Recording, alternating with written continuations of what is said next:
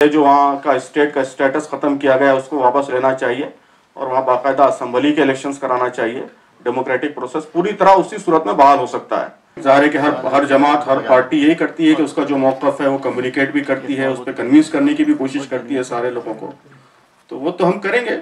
और बाकी उनका क्या मौक़िफ़ है और उसका क्या जस्टिफिकेशन है उनके पास, तो वो आप उनसे पूछिए। नहीं, आपने करारदाद पे दस्तखत की थी। एक पहली जो करारदाद आई थी जी, उसमें कुछ बीजेपी के लोग भी शामिल थे जो दस्तखत, उसके बारे में आप क्या कहेंगे? उसमें भी जो है वो जो कॉमन स्टेटमेंट था, उस स्टेटमेंट में भी हमने यही बात कही थी कि 370 जिस प्रोसेस से हटाया गया है वो प्रोसेस गलत है और वहाँ जो लोगों के साथ ज्यादतियाँ हो रही हैं वो ज्यादतियाँ गलत हैं, उसको ख़त्म किया जाना चाहिए। तो यही बात उसमें भी कॉमन रेजोल्यूशन में भी आई थी, नरम लेवल में आई थी, लेकिन बात यही थी। तो जिस पे एग्रीमेंट हुआ उस पर हमने साइन किया है। तो बात जो हमारा उसूली मौक़िफ़ है वो यही है कि आर्टिकल 370 जिस प्रोसेस से हटाया गया वो प्रोसेस गलत है और वहाँ उसके लिए जो लोगों पर जुल्म किया जा रहा है, उनके बेसिक फंडामेंटल राइट्स छीने जा रहे हैं, ये गलत है, इससे हुकूमत को बाज आना चाहिए। ये वर्डिंग नहीं तो है। वो वर्ड्स उस करारदाद में भी यही बात कही गई है। ये वर्डिंग नहीं है सर उसमें, ये आप जो वर्डिंग अभी बता रहे हैं ये वर्डिंग नहीं है उसमें। उसका अल्टीमेट मीनिंग तो वही है, सबके इत्तेफाक से एक निस्बतन सॉफ्ट करारदाद उन्होंने मंजूर की है। बाकी हमारा अपना असल बयान बहुत वजाहत के साथ हमारा बयान आ चुका है। अब जिस पे जो मुश्तरका मौक़िफ़ है वो सारी जमातों के इश्तराक के साथ तय पाता है और उसी में सबके साथ ही उसको एड्रेस किया जा सकता है। यहाँ अभी हमारा जो मौक़िफ़ है जमात का, उस पर हम इस वक्त बात करें तो वो ज़्यादा रेलेवेंट बात होगी। मुस्लिम जमात के एक लीडर ने पिछले दिनों बयान दिया कि शिवाजी का शासन औरंगजेब से ज्यादा बेहतर था। आप इसको किस में देख रहे हैं? बहरहाल ये सब सवालात की कोई अहमियत नहीं है। ज़ाहिर अब तारीख में जाएंगे हम, शिवाजी का क्या था और औरंगजेब का क्या था, तो ये डिबेट्स का ना इस वक्त मौका है और ना इसका कोई फ़ायदा है। इस वक्त हमारे मुल्क को जो मसाइल दरपेश हैं और जो हुकूमत की जो पॉलिसियाँ हैं और किस तरीके से हम मुल्क के सारे अवाम को पीस और जस्टिस फराहम कर सकते हैं, इस पर गौर करना चाहिए। तो ये इर्रेलेवेंट सवालात में ना मीडिया को उलझाना चाहिए, ना हुकूमत को उलझाने की कोशिश करनी चाहिए। हुकूमत की भी यही कोशिश है कि वो असल जो मुद्दे हैं, इकोनॉमी का मुद्दा, peace and law and order का मुद्दा, इन मुद्दों से हटाने के लिए बिल्कुल इमोशनल इश्यूज और हिस्ट्री और रिलीजियस सेंटिमेंट्स, इस तरह के इश्यूज में उलझाना चाहती है। तो ये हुकूमत की तरफ से भी गलत पॉलिसी है और अगर मीडिया भी इसका टूल बनता है तो मीडिया की भी ये गलत पॉलिसी है। मीडिया की जिम्मेदारी ये है कि वो रियल इश्यूज पर फोकस करे और बहस को उस पर लेकर आए जो असल इश्यूज हैं उस पर। इस तरह ये डाइवर्जन की जो टेक्निक्स हैं वो बहुत डेंजरस है किसी भी डेमोक्रेटिक सोसाइटी के लिए।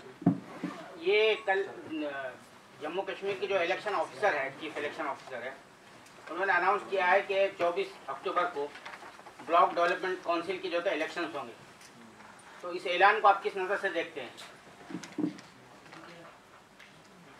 बहरहाल वहाँ डेमोक्रेटिक प्रोसेस तो शुरू होना चाहिए, तो अगर किसी न किसी दर्जे में शुरू हो रहा है तो ये तो बहुत अच्छी बात है, लेकिन हम समझते हैं कि उससे आगे बढ़कर जो हमने मुतालबा किया है कि ये जो वहाँ का स्टेट का स्टेटस ख़त्म किया गया उसको वापस लेना चाहिए और वहाँ बाकायदा असम्बली के इलेक्शंस कराना चाहिए। डेमोक्रेटिक प्रोसेस पूरी तरह उसी सूरत में बहाल हो सकता है। तो पंचायत का इलेक्शन एक बहुत ही पार्शल हिस्सा है पूरे डेमोक्रेटिक प्रोसेस का। ज़ाहिर है कि बड़े इश्यूज़ पे पंचायतें तो कोई राय नहीं दे सकती, बड़े इश्यूज़ पर राय देंगी वहाँ की इलेक्टेड असेंबली। तो इसलिए पूरी मुकम्मल जमहूरियत वहाँ बहाल कराने पर हुकूमत को तवज्जो देनी चाहिए। दूसरी बात यह है कि जो सिचुएशन है, जिस तरीके से लोगों के फंडामेंटल राइट्स ख़त्म किए गए हैं, पूरी पॉलिटिकल लीडरशिप अभी भी नज़रबंद है या गिरफ्तार है, तो ऐसे हालात में वो पंचायत इलेक्शंस वगैरह कितने फेयर होंगे और कितना सही रिप्रेजेंटेटिव्स उससे इलेक्ट होंगे, ये भी डाउटफुल है। तो डेमोक्रेटिक प्रोसेस को बहाल करने का मतलब ये है कि सबसे पहले पॉलिटिकल जो प्रिजनर्स हैं उनको रिलीज करना चाहिए, वहाँ की जो आज़ादियाँ हैं वो आज़ादियाँ बहाल करनी चाहिए और मुकम्मल डेमोक्रेटिक प्रोसेस यानी फ्रॉम पंचायत टू असेंबली, ये पूरा सिस्टम बहाल करना चाहिए। सीपीएम ने इसी ऐलान को जो है शाम करार दिया है कि भाई ये दुनिया के सामने ये पोर्ट्रे करने की कोशिश की जा रही है कि वहाँ पे नॉर्मलिटी है।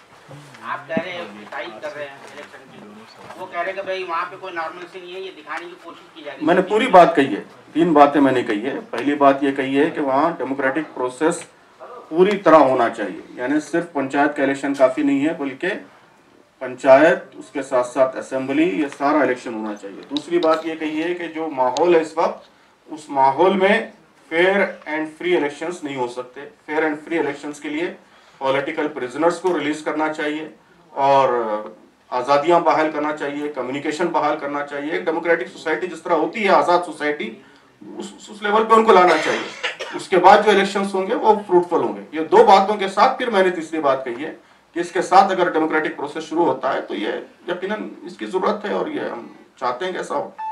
तो 24 अक्टूबर से पहले जब बीडीसी इलेक्शंस होंगे, उससे पहले पॉलिटिकल जो डिटेनीज हैं या जो लोग अरेस्टेड हैं उनको रिलीज करना चाहिए 24 अक्टूबर से पहले, तभी ये फ्री एंड फेयर होगा। आपका ये कहना है? जी, तीनों बातें नोट कीजिए आप। एक तो ये कि मुकम्मल डेमोक्रेटिक प्रोसेस होना चाहिए, यानी असेंबली भी वहाँ इलेक्ट होनी चाहिए। जो वो हुआ है अमेंडमेंट जिसमें उनका स्टेट का स्टेटस खत्म किया गया है, वो वापस लेना चाहिए और वहाँ असेंबली के इलेक्शंस कराने चाहिए। और उसके साथ साथ फिर ये पंचायत के इलेक्शंस भी हो सकते हैं। दूसरे ये कि ये इलेक्शंस फ्री एंड फेयर माहौल में हो, इसको इंश्योर करने के लिए पॉलिटिकल प्रिजनर्स को रिलीज करना चाहिए। और वहाँ जो पाबंदियाँ हैं, कम्युनिकेशन की पाबंदी है, लोगों के मूवमेंट्स पे अभी भी थोड़े से रिस्ट्रिक्शंस हैं और ट्रांसपोर्टेशन पे पाबंदी है, तो ये सारी पाबंदियां खत्म करनी चाहिए। उसके बाद ही फ्री एंड फेयर इलेक्शंस हो सकते हैं। ये जो आपका स्टैंड है, ऐसा बहुत सारी और जो फैक्ट फाइंडिंग कमिटीज़ हैं उनकी भी यही डिमांड्स हैं या सिमिलर डिमांड्स हैं। तो आप लोग, जैसे आपसे पूछा कि आप गवर्नमेंट में किसी से मिलेंगे, वो आप लोगों ने अभी तय नहीं किया है, बट क्या ऐसे और जो ग्रुप्स हैं जिनकी सिमिलर डिमांड्स हैं उनके साथ इकट्ठा होके गवर्नमेंट पे, ताकि कुछ प्रेशर बने, ऐसा कुछ सोचा है आप लोगों ने? 2 महीने होने वाले हैं, तो मतलब इस बयान के अलावा और क्या सब्सटैंशियल स्टेप्स ले रहे हैं आप? बातचीत हो रही है। जो लोग उस कश्मीर के मसले में दिलचस्पी लेते हैं, अभी कल ही वहाँ इंडिया इंटरनेशनल सेंटर में ओपी शाह साहब ने एक सेशन कॉल किया था, तो उसमें हमारे सलीम साहब और दीगर जिम्मेदारान शरीक हुए। वहाँ और बहुत से लोग आए थे, कश्मीर के लोग भी थे और यहाँ दिल्ली में भी जो लोग मुख्तलिफ एक्टिविस्ट हैं और इंटेलेक्चुअल्स हैं वो पार्टिसिपेट किया। तो इस तरह के लोगों से राब्ता है, बातचीत, डायलॉग का प्रोसेस जारी है। अब देखते हैं उसके नतीजे में जो भी शक्ल बनती है, मिल के कुछ अगर करना है, हुकूमत से मिलना है, वो सारे ऑप्शंस ओपन है। लेकिन अभी हमने ऐसी कोई चीज़ डिसाइड नहीं की है। ये आपने इकोनॉमी के बारे में कहा। 28 अगस्त को इंडिया इंटरनेशनल सेंटर में काफ़ी लोगों की वहाँ एक मीटिंग थी जिसमें कश्मीर के भी बहुत सारे पॉलिटिकल जो लीडर्स जो यहाँ दिल्ली में पुराने लोग हैं और कश्मीरी पंडित भी उसमें शामिल थे। तो उनकी एक मीटिंग हुई और उसमें काफ़ी हद तक इस पर बात हुई और वहाँ एक रेजोल्यूशन जो है वो मंजूर किया गया और उसको गवर्नमेंट को भेजने की बात तय हुई।